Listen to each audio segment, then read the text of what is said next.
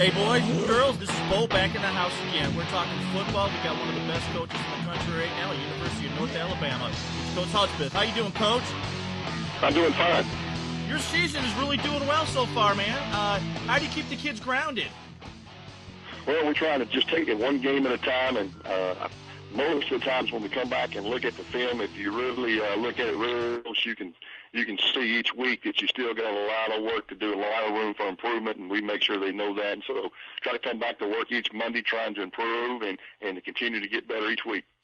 Now, when you're setting up for the next team, do you ever look ahead to the team after that? Or are you pretty well grounded as focusing on the task at hand? You know, I think our coaches are the same way, and I think that spills over to our players. We're always worried about just the next game. We don't look ahead. We take them one game at a time. You know, it's tough enough to win college football, especially on the road. Can't afford to overlook anybody these days in college football. And right now, you've got a couple stars on your team that look like they're starting to get national attention. Can you talk about a couple of those guys right now?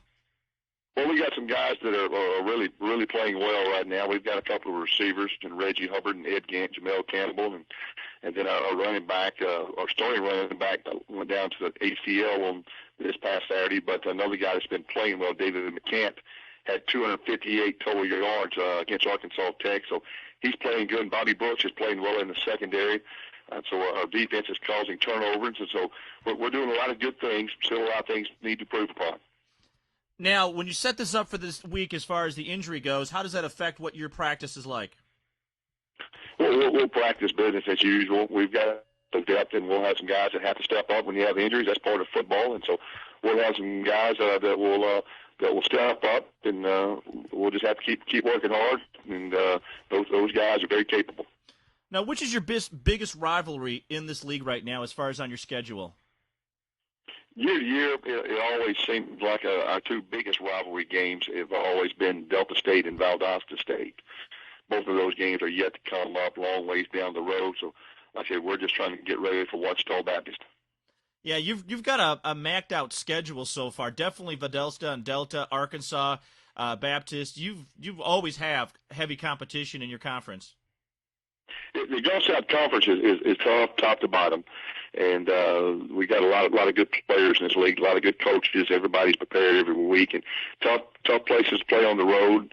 And so, you know, we just, like you said, hopefully we can continue to play well and get improved too. So a lot of football left to be played. Now, what are some of the surprises right now in the underclassmen that you're really looking at for the future of the team? Well, we've got a couple of players that are helping us a little bit as freshmen or young players, I should say. In the secondary, we've got a couple of guys, and then at wide receiver, Charles McLean is doing a nice job at wide. I'm going to get a little more playing time this week. Brandon Pickett at running back has been our third running back. Now he'll have to move up, be a number 2 running back, and get more snaps at that position. So. A lot of young guys are playing, not a whole lot of true freshmen, but some true freshmen are contributing a little bit on some special teams. Now, when you look in the mirror right now, Coach, do you see any extra gray hair as the season goes on, or are you pretty well mellow with it? No, I tell you, I think I get one gray hair every day. It's a great job. Obviously, a lot of planning, a lot of work, and a lot of hours involved. But that's what it takes if you want to get the job done. And our players working extremely hard, just as hard as coaching staff have done harder. So real proud of my coaching staff, real proud of the football team. And just hopefully we can stay grounded, keep taking it one game at a time. Hopefully some good things will happen for us.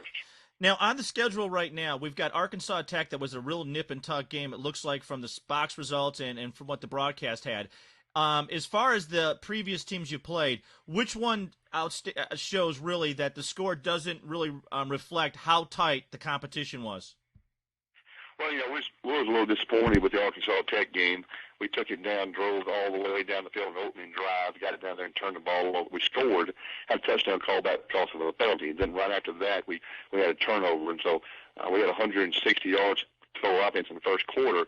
And then, barely scraped away with the win. So we had a lot of penalties and some things that we felt like we didn't play very good. So far, we played Harding, we played Tusculum. Both of those teams were good football teams, and so every week it's been tough. But our football team, I think, is executed well from time to time. Really hadn't played a total of 4 quarters of football offensively and defensively yet. So hopefully we can get that done this week.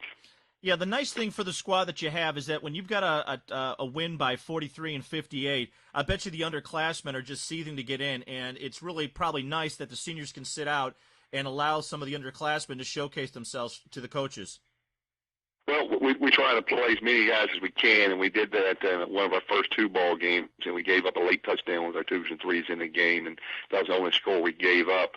A little disappointed in that, but on the flip side of that, you're trying to get some guys some reps, and hopefully it'll pay off later in the season. If some injuries do occur, so those guys practice hard too. They deserve a right to play. So when we can, we try to get them in the football game. Well, Coach Hudspeth, we won't take any more of your time. We told you to make it quick. We're going to follow you up again. You're one of the teams out there that we call BFL, Built for Others, and the fact you do things right at that program. So thank you, Coach. We'll be checking in again. Hey, thanks for having us on. Anytime, okay? Yes, sir. Thank you very much.